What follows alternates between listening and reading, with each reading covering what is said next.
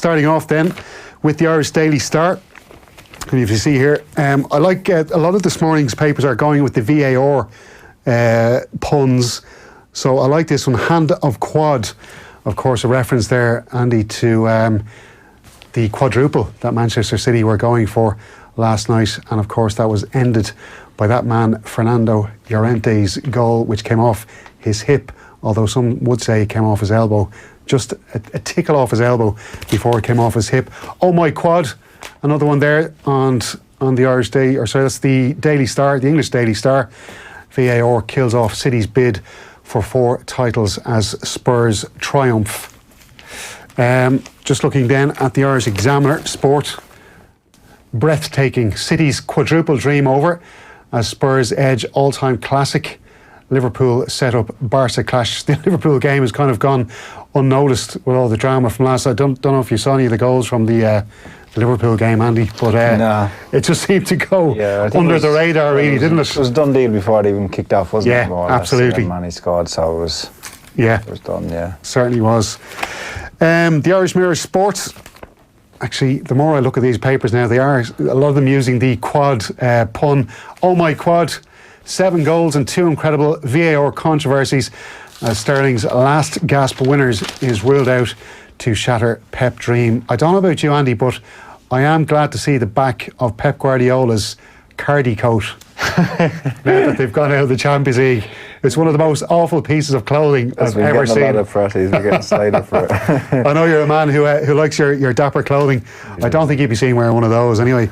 I don't know if it was a cold night in Manchester and I had nothing else. I'd be putting it on. Absolutely. We'll move on then to the Irish Indo, Irish Independent. The back page there. City win the battle but lose the VAR. Nice one there. There's also an interesting story there on the back of the Indo. The GAA declares ban on foreign training camps from next year. Martin Breheny writing that story. And he's just talking about, he makes reference to the Armagh Laois footballers both losing home advantage for 1 game in this season's Allianz League as punishment for breaking the rules on training camps last year. Armagh travelled to Portugal while Laois went to Kerry, both deemed to have broken the rule because camps were held outside the permitted time. He mentions Dublin, the Dublin footballers, Wexford hurlers, of course, who went to France and Portugal respectively. They both escaped sanction after insisting their trips did not include training. But he's saying that Congress amended the relevant rule this year, make it mandatory for counties to receive permission from the CCCC to undertake extended training camps either at home or abroad. They then decided that permission would be granted in cases where counties gave a guarantee to have 4 weekends free for club activity between the end of the league and the opening championship game. However, in a more sweeping move, permission will not be granted for overseas trips from 2020 on. There will also be a limit on home-based camps, which cannot be longer than 3 days. So, an interesting story there. So you have the Herald there in front of you. Have the Herald, yeah, on the front page, is a bridge to VAR. It's all VAR puns across the board, and they're all hitting the same kind of note. But some great photos of Llorente celebrating. And what about Llorente, son? If Kane is fit for the final, does he get a start? What's your feelings on that? Like Llorente, he's a strange fish because, you know, he had a really good career before Spurs, and he's never really kicked on. He's a squad player. You know, I think I can see if Son's suspended, I think they'll go with Lucas Moura as leading the attack. He got a hat-trick there against Huddersfield just over a week ago. And yeah, he's a decent option there. There was a couple of players actually disappointed with last night. Dele Alli, I thought, was a little bit quiet. I thought Christian Eriksen, who's, as we as Irish fans know, we've been on the receiving end of Christian Eriksen for Denmark. I thought he was pretty poor last night as well. I just thought some of those players maybe just didn't stand up to the fight when they were called upon. Yeah, when you look at the defence like Laporte, and there was like what John was saying, great games of quality versus exciting games that are entertainment for the fans. Like I think last night was definitely, there was some great quality in it, but it was more on the exciting side of kind of entertainment and the mistakes and the end-to-end where both teams just were going at it. Yeah. It was more of that, wasn't it? Where does the Champions League sit for you as a sporting occasion? Are you? It's when your team's in it and they're in a lot of stages, it's the best thing in the world, isn't it? I'm a Man United fan, so we had a tough week there. You know, the rough night on Tuesday, but No, it's great. Like, there are obviously great memories watching it. I remember watching the final in '99, and being alone watching it. Where were you? I was in Finglas, living in Finglas at the time. That's where my granny's from. Yeah. None of my family are big football fans, and especially not Man United fans. Yeah. And I was just on my own. I was screaming and beaming. Like, I can't remember what I was, 15, 14 at the time, but it was. Yeah. I still remember it. Yeah. And obviously, Ole Gunnar Solskjaer was a big character that night. Do you think he's still the man for the job? It's hard to know, isn't it? Well, I think he's the man for the job. They're with him now, so you got to stick with him and back him. I think at least give him one transfer. The summer, to see what he can do. It's interesting, just the attitudes of the players and the change. I don't know. I think when he came in, I think some of them performed well, trying to prove a point against Mourinho, and now that it's kind of settled down, they're kind of reverted back to type and kind of plateaued a little bit. That was a huge mistake by Ashley Young, wasn't it? And once that goes in, and then David De Gea, one going underneath his body, the second goal, then that's kind of right. No matter how well you perform, you make those individual mistakes. Yeah. It ruins the whole team. The whole plan goes out the window. So to be fair to Solskjaer as well, I think he's got a squad there that just isn't good enough for that level of football against a team like Barcelona. And I think they need to both get rid of a lot of players and bring in a lot of new players this summer. Like this, and they need established players. They don't need young starlets that are going to develop into players. They need proven players. Yeah. They have enough young mix there now. Even Lingard and Rashford, they're still young. McTominay. Yeah. But they need to go out and get a Van Dijk like Liverpool did, and have an established star who can kind of take control of things. Yeah. So look, I think you have one more head there, Andy, before we... There's still a few papers. They're all the same. It's dominated by Spurs and City, and the headline is madness. Llorente settled 7-goal furlough night of pure madness. A little bit of a headline about Delaney's credit card spending under scrutiny. This is, I think, investigated by Mazes, saying that he spent 40,000 in a 6-month period in 2016. So that's going to rumble on, isn't it, and go on and on and on. Absolutely. It doesn't get any better looking for John Delaney, does it? It's just like with these things, like the administrator, like when it works well in any administration, anybody, you don't hear about it, you don't even take notice of it, you don't even come into your consciousness, Well, I can think of one like Gary Keegan with the boxing side, for instance. Yeah, and I know Kieran Cunningham has been in here giving his endorsement for Gary, and I would be the same. I think he would be an ideal candidate. He's not a football man, but in terms of sport and administration, his attitude and his professionalism, and you couldn't meet a more honest man in terms of spending or whatever it may be. He's as straight as they come. So. But that's just the way it is. Yeah.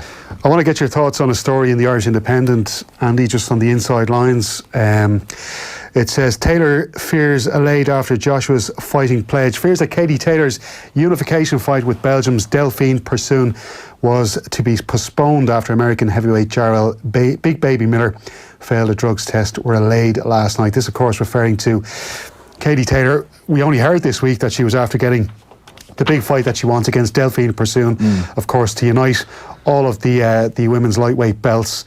And no sooner than she had that fight being announced and she was put on the undercard to the massive heavyweight clash between Joshua and Miller, we find out that Miller's been popped for a positive drugs test. Now it's alleged at the moment he has to go through, or they're going to test a second sample. He's saying that the second sample will prove his innocence. The drug that he's taking, or he's alleged to have taken, is a fat-burning drug, which also can improve your stamina and that kind of thing. But look, I suppose I want to focus on the Taylor part of it more so. She might have been a little bit concerned, really, when she heard that news, I'm sure, this week. Yeah, it was. It broke yesterday morning. I was actually in a texting conversation with her manager, Brian Peters. I just seen that Big Baby's tested positive, and the conversation ended there. And then 3 or 4 hours later, he texts back, it's all good. He said, yeah, it's all good. So apparently Eddie Hearn he said the first person he called when he was informed that Miller had tested positive was Anthony Joshua, and he said he wants to fight. And it's been a while since he's fought, so he needs to stay busy. He hasn't fought this year yet, and you're looking at June. This fight will be in June, and then if he doesn't fight then, it'll be pushed back to maybe September. So he has to fight, and the fight's going ahead. They're looking at possible opponents for him. Every heavyweight who's in and around the contender kind of stage is putting their hand up and saying they want the fight. They want a big payday. But we'll see which way that plays out. But for Katie, her fight goes ahead. She's fighting Delphine Pursoon, probably her toughest opponent so far. Definitely the most decorated, undefeated, and for a long time WBC champion. And for Katie, she winning this fight will mean that she has all the belts, that she's the unified champion, undisputed unified champion. So it's a huge fight for her. Madison Square Gardens as well. Yeah, she's going to be the co-feature, which will be a huge statement for her, for women's boxing. To be pay-per-view in like the co-main event at Madison Square Garden next to Anthony Joshua will be, it's great for her, great stand and a great platform for her. Pursoon's a tough fighter. She's like, in terms of her skill, she's not on Katie's level, but she's tough and she's strong, and she's almost, she's you can compare to her style as like a Carl Froch type of a style, female version of that, where she'll come forward aggression with a lot of straight punches. So Katie will have to be defensive and elusive and pick her spots, I think. She showed last time out, though, that she has got that stamina to, like, her opponents just slipped my mind. Andy, can you remember the Volante? Volante, sorry. Yeah. Like it looked like the first round when she came out that she was going to end that fight within 2 or 3 rounds. Yeah. You know, Volante did really well to stand up to her, and I thought all credit to her as well, she fought brilliantly. But I just thought the way Katie managed that fight was really impressive. Katie's always had this kind of, when she gets hit or when she hurts her opponents, she kind of sees red and has this kind of, you know, this kind of just wanting to fight, this eagerness to fight and trade. Sometimes that plays against her. Like, she hurt Volante and then she kind of traded and kind of played into Volante's hands a little bit immediately after that knockdown, because Katie was eager to get the stoppage and have the impressive stoppage win. But then she kind of fell out of a game plan. And that can happen. And with Pursoon, she has to be very disciplined, I guess, and not allow that to happen, because she'll get dragged into a fight and then she'll be playing into Delphine Pursoon's hands, you know. So I think just box a smart, disciplined fight, use her skills, and she should win. I think she's something like 12-1 on favourite in the fight, so that'll tell you enough about it, you know. Yeah, absolutely. Well, look, before we excuse me, bring the papers to an end, just want to point you to a story as well in the Irish Sun this morning. It's by football journalist Owen Cowser. The headline there, "My daughter is like, Dad, why do we always move? How do I answer that to a 4.5-year-old? So it's basically Richie Ryan, the former Sligo Rovers and Shamrock Rovers footballer. And just an interesting little story, because he has signed for a new club in El Paso Locomotive. El Paso on the west coast of the United States. He's basically had a career on the East Coast, most recently with Cincinnati. Ryan is 34 and had been expected to move into coaching. And he's just talking about just the difficulty he's had, because he thought he was going to stay with Cincinnati coaching, had to move then to El Paso. And he's just talking about the disruption for his family. He explains here, "For me as a player, it doesn't really bother me that I've moved again, but I have a young family. We're settled in really well in Cincinnati. We're moving my daughter to a new school now. She's 4.5. She had friends in school, sleepovers and play dates. And you say that, Holly, we're on the move again. She's like, Dad, why do we always move? How do I answer that to a 4.5-year-old? But look, he's got a new club, he's got a new contract. Good to see Richie making money, but it can be a lonely life as a sportsman in America, as you know too well. Yeah, and your family have to, like, everyone has to go along with you on the journey. You know, it's a selfish endeavour. A lot of the time you have to be, but he has to, like, for him, he has to provide, I guess. And it's two cities I know well and completely different in terms of the culture. Cincinnati, you know, it's kind of in the Midwest, and it's predominantly black, and there's kind of not a hip hop, but you know, that kind of element to the city. Some great fighters from there, from Cincinnati. Real, like, stronghold of amateur boxing. Yeah. in that area. And then El Paso, that's where I fought Chavez Jr. And then you're talking about basically Mexico. this side of the street is Texas, El Paso, and that side of the street is Mexico. You know, so, and that's a tough place. Like a lot of cartels down there. It's dangerous. The week I went there before the Chavez fight, there was severed heads put on spikes on the freeway flyover. So because there was some flare up, and even the fight with Chavez was kind of there was a chance it could get cancelled because of all this cartel kind of activity. So I'll tell you, I thought the National Stadium was you keep yourself to yourself, I'd say. You're right, you know. Great stuff, Andy. Well, look, all this morning on OTB AM, we're giving you the chance to win an amazing trip to Japan for the Rugby World Cup.